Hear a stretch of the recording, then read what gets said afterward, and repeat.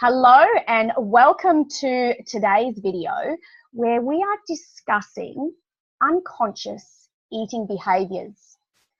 And we're doing this today along with a special guest speaker.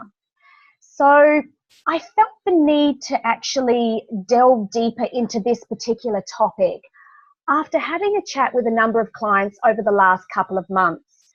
Now, it's not a new topic to me, but I felt the need to really address perhaps why these eating habits are a part of our subconscious belief and what skills or strategies we can use to overcome them.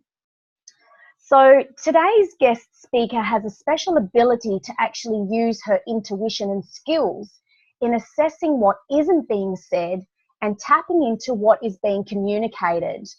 So it just made sense for me to bring her along to have a chat to us about this topic, which we are calling chocolate cake. Janelle Ryan is an award-winning, passionate and dedicated global personal coach, founder of Sky High Coaching and published author, international retreat leader and engaging and inspirational speaker. She was named one of Australia's top 10 female entrepreneurs by My Entrepreneur magazine in 2017. And Janelle helps high performers create extraordinary lives. Her clients include executive leaders, entrepreneurs, business owners, and Olympians. Janelle's passion and enthusiastic nature, along with her unwavering belief in her clients, makes her a natural in working with successful high performers who are ready and committed to take their life, career, or business to the next level. As I said before, her level of genius is in her ability to use her intuition and skills in assessing what isn't being said and tapping into what is being communicated. And she has a gift of seeing behind the facade and bringing forth her clients' true innermost skills, their strengths and their desires, even those that are not necessarily aware of them themselves.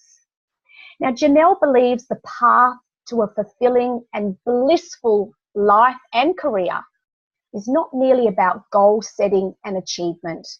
She believes underlying the pursuit of every goal is the need to make the change required. And this change could be physical, it could be mental, emotional, or relational. Janelle works with her clients on clarifying their vision, creating the strategy to achieve it, busting through self-doubt, and creating more confidence to step into a life of joy, energy, and fulfillment. And it is now my pleasure to introduce Janelle Ryan. Hello, welcome, Janelle. Hello, Wendy. Wow, you made me sound fantastic. Thank you. That's because you are, Janelle. It's absolutely my honour to be here. Thank you so much for inviting me along on one of my favourite topics too. So it's pretty exciting. Great.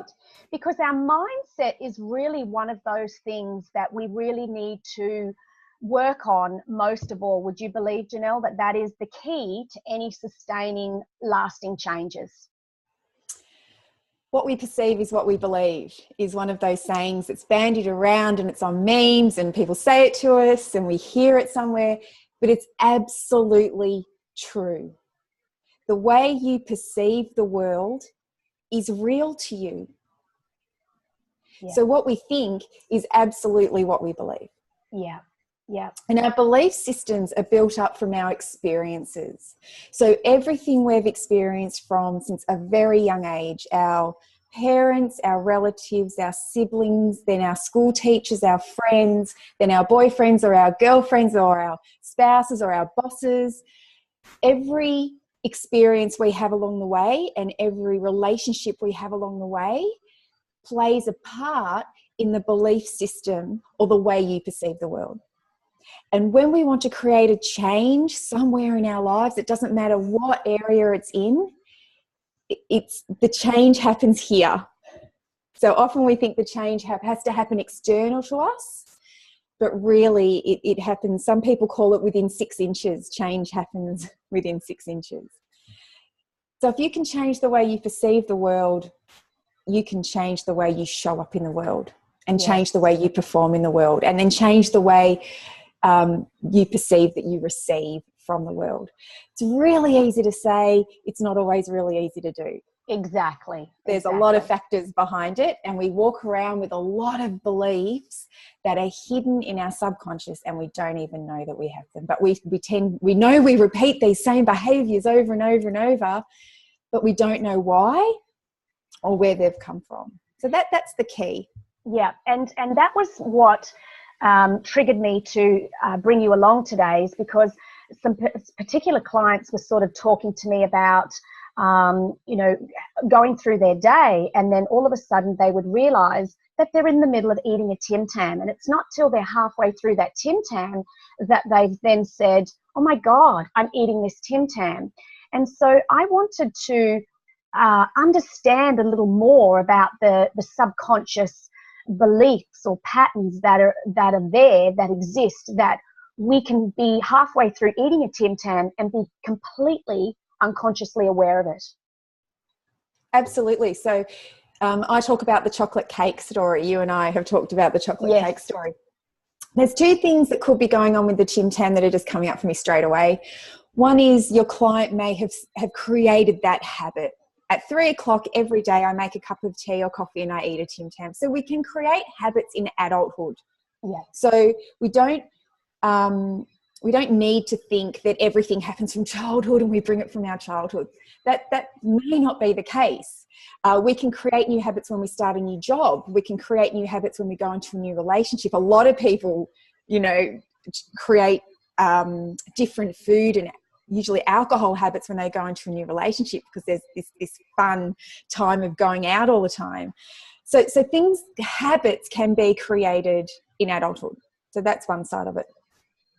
The one you and I spoke about, the chocolate cake, could be a habit or a belief that is hiding down in someone's subconscious. So when we're very young, we will download cues around us. So do you mind if I tell a little bit of a story? Because this can get really scientific, and so I love to put it in a story that I tell usually in my workshops. I'd love you to tell us a story. So imagine so many thousands, millions of years ago, whatever you believe, it doesn't matter, that there's a board of directors. So our creator, whoever created us, set up this board of directors and told them it was going to be their job to create the human race. I'm going to put these new species on Earth, and they are going to be highly intelligent, and they are going to evolve very quickly. They're going to be the smartest of the species, all the species that I put on Earth. And the way their culture changes, the way their society changes, the way they change will happen rapidly. So this is what I'm thinking. I'm thinking we'll put them on Earth and it'll be very primitive. But before long, they'll discover fire, and that will change the way they operate in the world, the way their culture operates, the way their society operates. Then they'll work out how to create a wheel, and everything will change for them again. And this is all only going to happen in a few thousand years, not millions of years, not billions of years. So in the scope of everything, this will happen very quickly. Then once they've discovered the wheel and they've worked out how to make vehicles, then things will evolve rapidly again, and they'll start manufacturing because they'll be able to move products around. Then they'll create, don't know whether it was good or bad, the Industrial Revolution, and everything will change in their culture and their society again. Fast forward a few more years and they're going to invent this thing called the internet. And overnight, their lives will change. But wait, there's more. Then I'm going to put this guy on the planet called Steve Jobs, and he's going to invent the iPhone. And again, rapidly, overnight, how they communicate, how they respond to each other, the way their relationships are set up will change like that. So within these thousands of years, we have evolved as a species, as a community, as a society at this overwhelmingly rapid rate. So when he or she, the creator, put this forward to the board of directors, they got really excited, really, really excited. And Sarah puts her hand up. She's down the other end of the table, puts her hand up and says, oh, excuse me. Sorry to interrupt. Sounds really fantastic. I'm on board with the human being thing. It's great. It sounds amazing. I'm going to be in charge of how they interact and how they interact with each other, their relationships, how they communicate. What I'm a little bit concerned about is if there's going to be such external change at such a rapid rate, who's going to sit down and explain to the new little human beings the changes? Okay, so when you were 3 months old, this is how you communicated and this is how you behaved in this situation. But now it's changed and you'll communicate this way and you'll behave this way. Who's going to have time? Because you know what? The other thing I'm hearing is you're going to make the parents really, really busy. So who's going to have time to sit down and explain to the new little human beings that everything's changed overnight? Oh, great thoughts, Sarah. Lisa, you're in charge of the human brain. Have you got any thoughts on this? So she has to think about it and she says, you know what I think the best plan to do is when the tiny humans are really young and have just been born onto the planet, we'll lower their brain waves. And what this means is that they'll be in a state where they're really, we talk about kids being sponges, that they will be able to download rapid pieces of information, or large pieces of data or large pieces of information. They will download at a rapid rate. So no one will have to sit down and explain how to act, how to behave, how to respond, how to communicate, how to negotiate. They'll do it by observing, by hearing and by watching behaviour. Fastest way we'll be able to do it. And what they'll do is they'll just download this information and we'll put it in their subconscious. They'll download this information. Now the kicker here, everyone thought this was a great idea. And that's how we've been created. The kicker is we were downloading things up until about 6 years old as truth and fact. Yes. So this is the kicker. Your subconscious mind is not creative. It's not, it can't make plans. It's not future focused. It doesn't have memory. It can't call on past experiences and say, let's not eat that Tim Tam. That didn't work out well last time. Your subconscious is a big, dumb program. So think of a hard drive that you will plug into your computer. It's not creative. It's not a problem solver. That's your conscious mind. That's its role. Your conscious mind has memory, can bring in experiences from the past, can think about the future, create the future, worry about the future. That's all your conscious mind. Where our emotions are as well, yeah? Absolutely. Yeah. So the subconscious mind is just a big dumb program. Yeah. Both respond to external stimuli, which a lot of people refer to as triggers. Yes. Your subconscious mind will respond to external stimuli at 20 million beats per second. It's very fast. So compare that to your conscious mind. It responds to external stimuli at 0.4 beats per second. So that's what's going on when your client gets halfway through a Tim Tam and says, because what am I doing this for? The conscious mind is caught up. So her subconscious has responded to an external trigger or stimuli, environmental stimuli. Yes. Whether it's the clock's clicked over to 3 o'clock and I've made a cup of coffee and the subconscious mind says, coffee, 3 p.m, Tim Tam, run program. Or it could be deeper than that. And that's the conversation that you and I had about the chocolate cake. Yes. So I'm often asked to run a workshop on this in gyms and fitness centres, because food is a there's a big factor of how we eat and why we eat. That is often our belief system, often linked to our belief system, which has come from the way we were raised. Yeah. So, and that's common knowledge, people talk about that. So the example you and I talked about with the chocolate cake, if at 2 years old, I was at home and one day my mother got put in hospital. Now, at 2 years old, our conscious mind is not developed enough to rationalize that out. Okay, so she has to have her tonsils out, or she got an infection in her knee. Like, I'm not even talking it has to be anything dire. I'm 2 years old. My mum's been taken away from me. Everyone's being very serious about it. She's in this big, scary building. I don't know when she's coming back, even though people are telling me that she is. Maybe people are telling me she's sick, and even at 2 years old, you kind of understand what that is. Yes. And all of a sudden, I don't feel safe and I don't feel secure. I feel confused. I'm a bit worried. I don't know what's happening. My world's been rocked a little bit. Even if people are telling us it's okay, or all of a sudden you're shuffled off to the neighbours or the grandparents, or it's a bit out of routine, that can shake adults being out of routine. Exactly. We know adults who love control. Don't like change. Yeah. Mm-hmm. So for a child, being rocked out of routine, especially if they've had a very strict routine, that can really affect their world.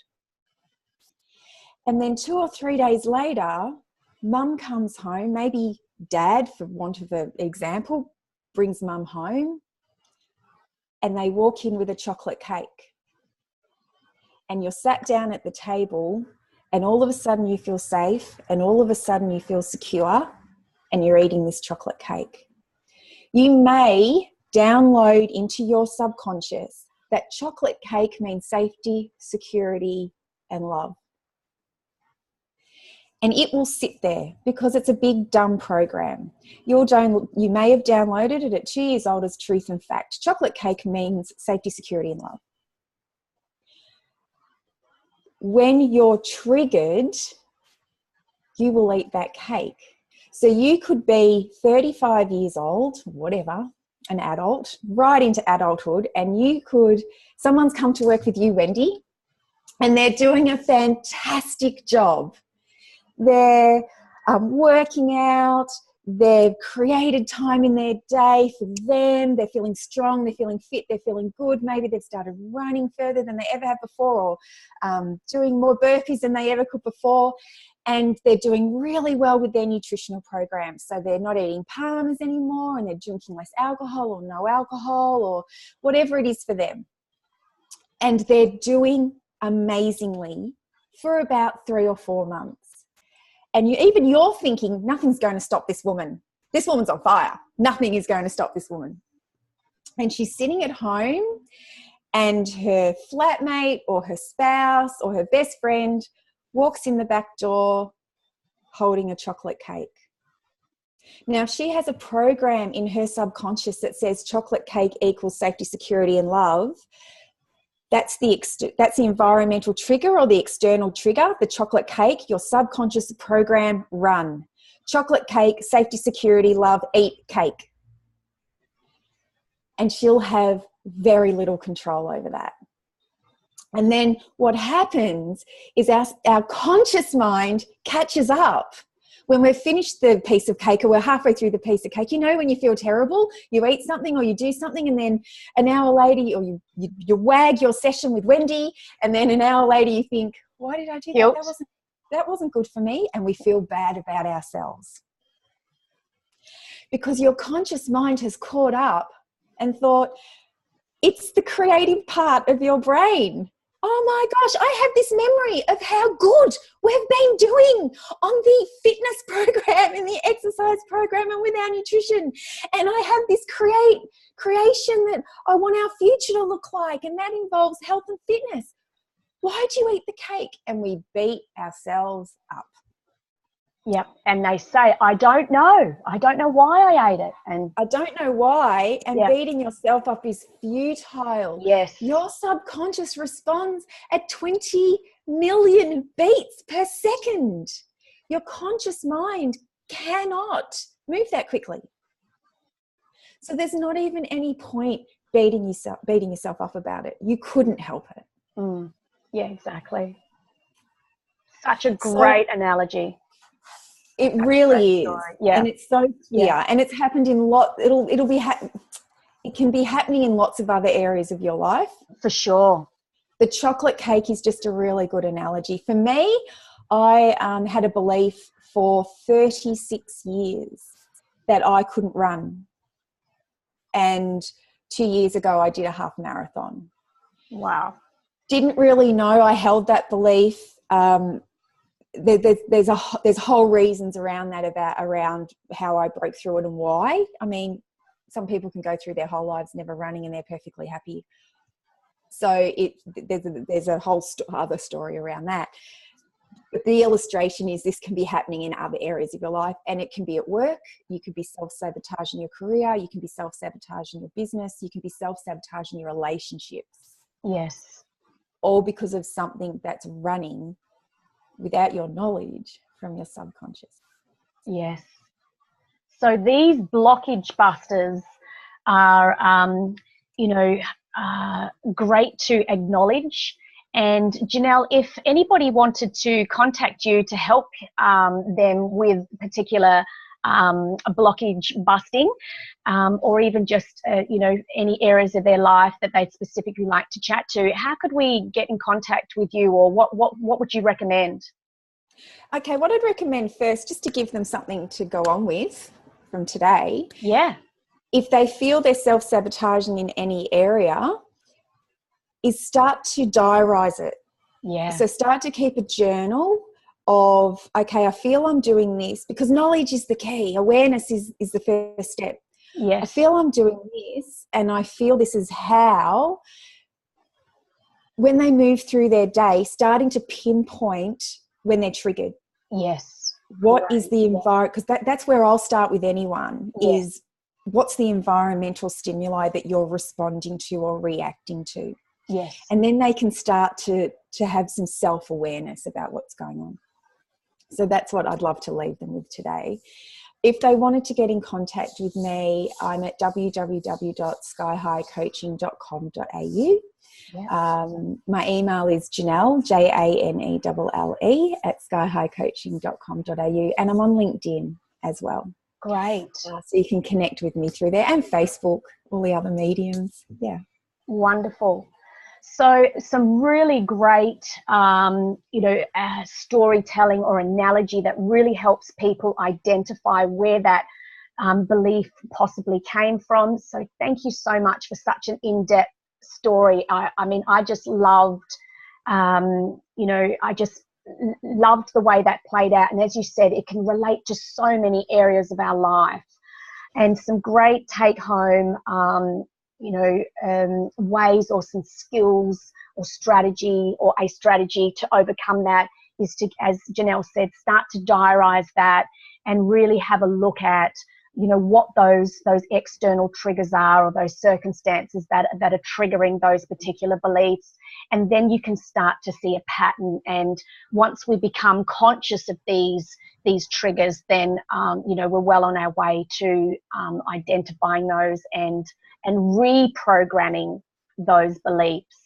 So again, thank you so much, Janelle, for taking the time to share with us your knowledge and your your great story. And for those that wish to contact Janelle, you've got your details. I'll also include those links that Janelle mentioned in just below this video. And that's it from us today. So a big thank you, and see you in the next video. My pleasure. Thank you, Janelle. Thank you so much. Thanks, Wendy. All right. See you. Bye.